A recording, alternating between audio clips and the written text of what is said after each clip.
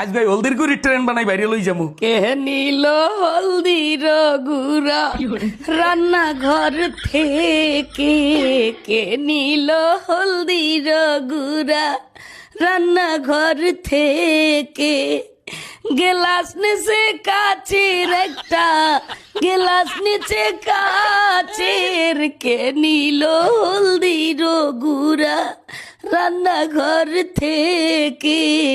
কেমন বহু তুমি আমার, হলুদ না পাইয়া দিতে আসো খামার। কেমন বহু তুমি আমার, হলুদ না পাইয়া দিতে আসো খামার।